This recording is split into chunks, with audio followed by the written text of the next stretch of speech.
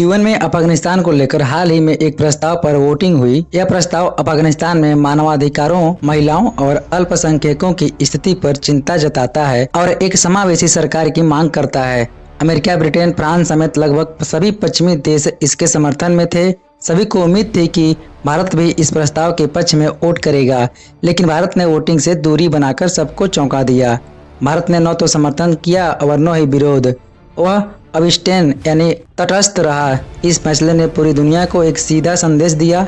भारत अब अपनी विदेश नीति किसी के दबाव में नहीं बल्कि अपने राष्ट्रीय हितों के आधार पर तय करेगा। भारत तालिबान को आधिकारिक मान्यता नहीं देता, लेकिन वह उनसे बातचीत जरूर कर रहा है। भारत जानता है कि आज की तारीख में तालिबान ही अफगानिस्तान की असली ताकत है, इसलिए भारत उनसे चुपचाप संवाद कर रहा है अपने फायदे के लिए।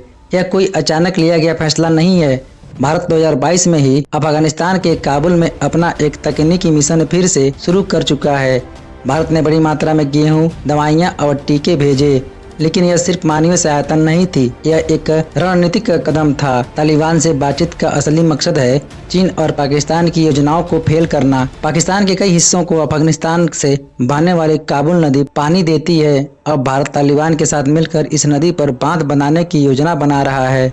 इससे पाकिस्तान को बड़ा नुकसान हो सकता है, जैसे वह सिंधु नदी के पानी पर भारत के प्रोजेक्ट्स से झेल रहा है। यानी भारत दोनों तरफ से पाकिस्तान को पानी के जरिए दबाव में ला सकता है, सिंध भी और काबुल भी। अफगानिस्तान में 1 से 3 ट्रिलियन डॉलर तक के बहुमूल्य खनिज दबे हुए हैं, जैसे लिथियम, कोबाल्ट, सोना और तांबा।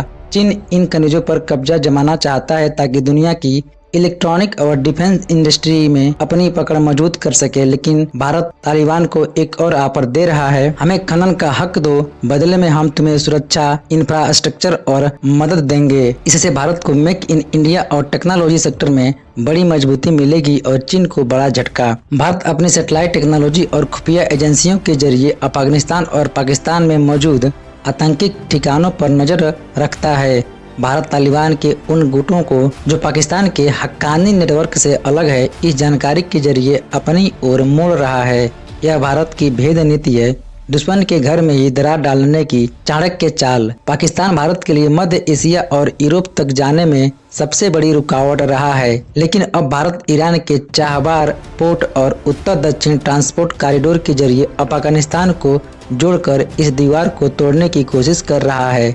इसके लिए तालिबान के साथ ट्रांजिट समझौता जरूरी है और भारत इसी दिशा में बातचीत कर रहा है। भारत अब नेहरूवादी आदर्शों या गुट निरपेक्षता की नीतियों से नहीं चलता। यह चाणक्य नीति वाला भारत है जो साम दाम दंड भेद सभी साधनों का प्रयोग करता है। भारत अब अमेरिकी नैरेटिव का अंधानुकरण नहीं करता, बल्कि हर फैसला राष्ट्रीय हितों के आधार पर करता है। यह भारत रूस से तेल भी खरीदता है, अमेरिका से टेक्नोलॉजी भी लेता है और जरूरत पड़ने पर तालिबान से भी बात करता है। क्या आपको लगता है कि तालिबान से बातचीत करना भारत की सही रणनीति है? क्या यह चाल चीन और पाकिस्तान को मात देने में कारगर होगी? अपनी राय नीचे कमेंट में जरूर बताएं।